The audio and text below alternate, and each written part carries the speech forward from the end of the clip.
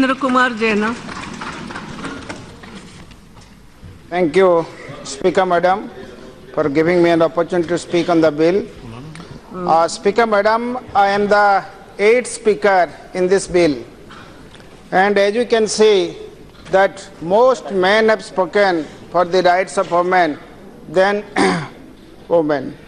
I would urge upon the Honorable Minister, I would like to remind you of a commitment which your government has made to the joint session of Parliament through a presidential address and to the nation that you will bring in 33% reservation for the women.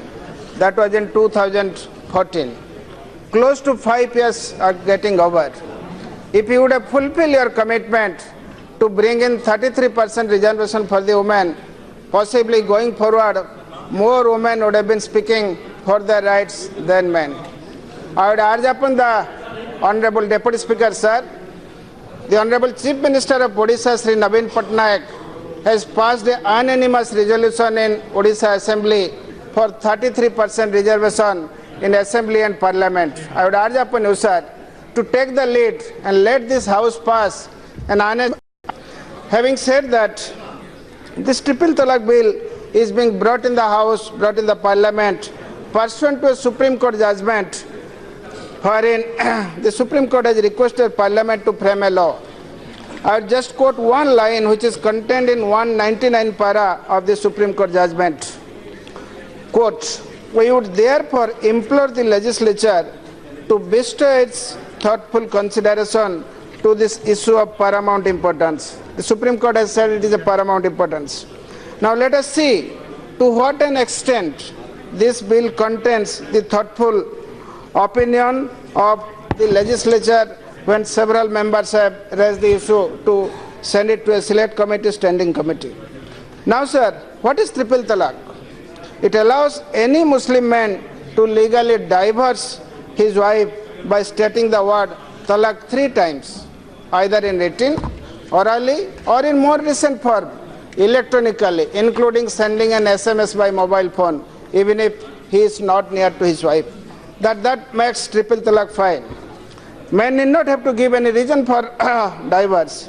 Triple Talaq is a practice which is not mentioned in Quran or Sharia law. Several countries, more predominantly Muslim countries, have banned Triple Talaq. Hence there is a need, sir, to ban such a draconian practice.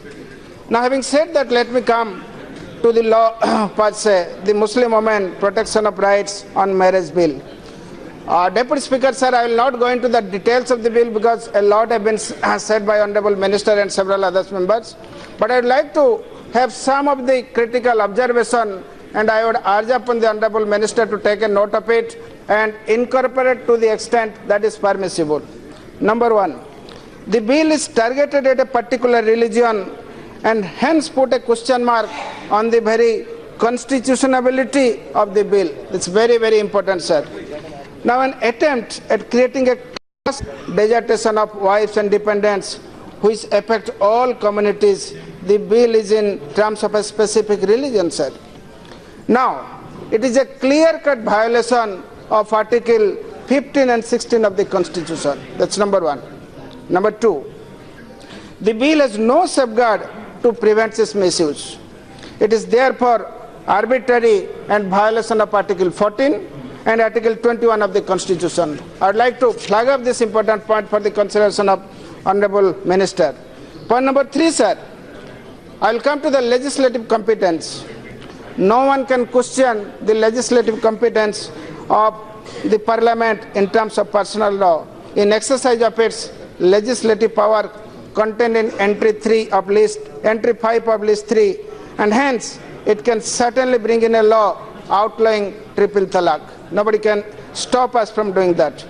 But since the majority of 3 judge benches had already set aside Triple Talaq, and after Article 141 of the Constitution, majority view is the law to bring in, which already have been dissolved. Supreme Court has clearly stated that Triple Talaq does not dissolve marriage. Hence, it put a for the convenience of Honorable Minister, a breach of contract is a private wrong, sir. And a private wrong is a violation of personal right. and it cannot be used for anything and everything. Triple talaq, which does not dissolve marriage, cannot be declared as a crime, and that is what is to full potential to backfire, sir. Let me explain how it is the potential to backfire. Since marriage is not dissolved by triple talaq, basic issue. Next, for fear of prosecution, many Muslim men, instead of divorcing their wife, may simply abandon them, which is happening on many cases. And our criminal justice system is so prolonged, no useful purpose can really be served by enacting the law in its present form. Next, sir, since the law makes the husband liable to pay for maintenance, how can the husband pay for maintenance when he is spending time in the jail? So these are the basic issues which can really backfire in its implementation in the current form. Next point, sir, is a very, very important point. I would like to draw the attention of Honorable Minister. It is a legal point, and I have my own apprehension whether it can stand the test of law in this country. Now, triple talaq is a case of extreme anger. Now, sir, generally triple talaq is pronounced in case of extreme anger where the reason takes a backseat. Now, having said that, this mental state is called insanity in its legal form. And insanity is an exception from criminal liability under Section 84 of the IPC.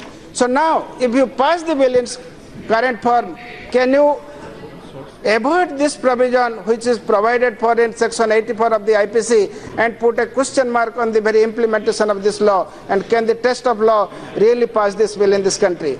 Even more regressive, All India Muslim Personal Law Board has laid down that triple talaq pronounced in extreme anger does not dissolve marriage. That is the fact of the case.